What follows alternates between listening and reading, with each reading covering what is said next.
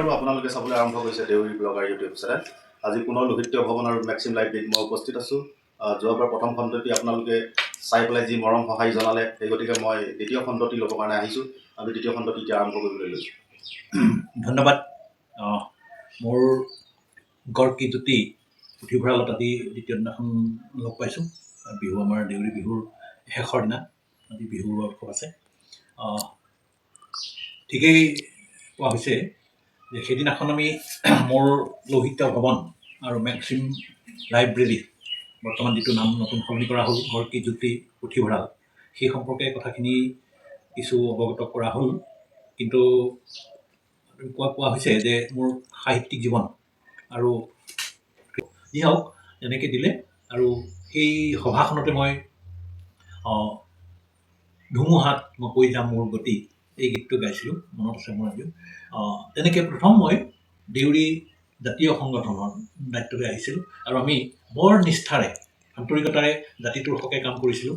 তেতিয়া সদৌ টেঙাপানী দেউৰী ছাত্ৰ সন্থাৰ হৈ সমগ্ৰ টেঙাপানী অঞ্চলত আমি ৰাইজৰ মাজত এটা সজাগতা আৰু আমাৰ বিশেষকৈ জনজাতীয় দেউৰী লোকসকলৰ প্ৰতি চৰকাৰে দিয়া বিভিন্ন আঁচনিৰ দান অনুদান এইবিলাকৰ চলি থকা অনিয়ম অনীতি সম্পৰ্কে বৰ সক্ৰিয়ভাৱে কৰিছিলোঁ।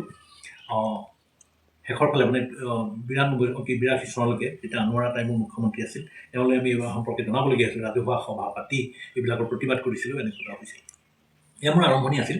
তেনেকৈয়ে যি সমিতিৰ সদস্য আছিলোঁ আৰু ভাৰতৰ বিভিন্ন ঠাইতে মই অনুষ্ঠান কৰিবলৈ গৈছোঁ, মানে ৰাষ্ট্ৰীয় অধিৱেশনত অংশগ্ৰহণ কৰিবলৈ। তেতিয়াও মই এটাই বস্তু যে দেউৰী জাতিটো, মই সদায় নিজকে ভাবোঁ মই দেউৰী জাতিটোৰ প্ৰতিনিধিত্ব কৰি আহিছোঁ, নিজকে তেনেকৈ বুলি ভাবোঁ। যদিও মোক জাতিটোৱে কিবা সংগঠনে প্ৰতিনিধিত্ব কৰি পঠিওৱা নাই, কিন্তু মই নিজকে তেনেকৈ বুলি ভাবি মই দায়িত্বটো পালন কৰিবলৈ বিচাৰোঁ আৰু যিমান পাৰোঁ কৰিবলৈ চেষ্টা কৰি আছোঁ। গতিকে আজিৰ তাৰিখত মই এটাই ক'ব খোজোঁ যে আমি তুলনামূলকভাৱে বহু পিছ পৰি ৰৈছোঁ। শৈক্ষিকভাৱে ব্যক্তিগতভাৱে আমি কিবা কিবি উন্নতি কৰিবলৈ সমৰ্থ হৈছোঁ, গাড়ী মটৰ ঘৰ দুৱাৰ হয়তো আমি ব্যক্তিগতভাৱে কিবা কিবি কৰিছোঁ, কিন্তু সামগ্ৰিকভাৱে জাতি হিচাপে যিখিনি কৰিব লাগে সেইটো কৰাৰ ক্ষেত্ৰত হয়তো আমি অকণমান পিছুৱাই লৈছোঁ। গতিকে এইটো কাৰণে আমি ইজনে সিজনৰ মাজত এটা যোগাত্মক চিন্তাবিলাক বিনিময় কৰিব লাগিব, আগবাঢ়িব লাগিব। সাহিত্যৰ ক্ষেত্ৰত হওক, এতিয়া ব্যক্তিগতভাৱে কৈছোঁ যে এইটো মই 80 চনতে মেক্সিম লাইব্ৰেৰী সৃষ্টিৰ জন্ম দিছিলোঁ। এইটো মই কোনো একদম পৰিষ্কাৰ কথা, মোৰ কোনো পুথিভঁৰাল জন্ম দিয়াৰ কোনোবা স্থাপন কৰা আঁচনি নাছিল। মই ব্যক্তিগত কেৱল নিজে পঢ়িবৰ কাৰণে কিতাপবোৰ সংগ্ৰহ কৰিছিলোঁ। সিদিনাখনো কৈছোঁৱেই। আৰু কৈ ভাল লাগিব যে এটা সময়ত মই 17খন কাকত আলোচনী নিয়মীয়াকৈ লৈছিলোঁ।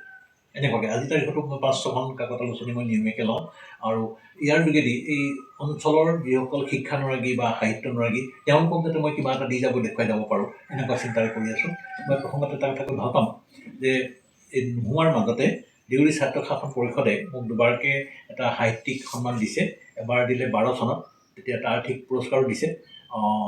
তাৰপিছত আকৌ 16 চনত দেউৰী ছাত্ৰ শাসন পৰিষদৰ যোগেদি ৰাজ্যিক ভিত্তিত মোক সাহিত্যিক হিচাপে এটা সন্মান দিছে। গতিকে মই এইটোতে ইয়াৰ যোগেদি আমাৰ ছাত্ৰ শাসন পৰিষদলৈও মই ধন্যবাদ জ্ঞাপন কৰিছোঁ। এনেকুৱা বহু প্ৰতিভা আছে, আমি সেইখিনি দাঙি ধৰিব লাগিব, আমি এইধৰণে আগবাঢ়িব লাগিব। মই আজি বিহু আমাৰ বিষয়ে টেঙাপনীয়া খেলৰ আজি ইয়াতে বিহু এই শেষৰ দিনটোত বিহু উৰাবলৈ আজি ব্যৱস্থা হৈছে। গতিকে এই দিনটোত সকলোৰে প্ৰতি শ্ৰদ্ধা জনাইছোঁ।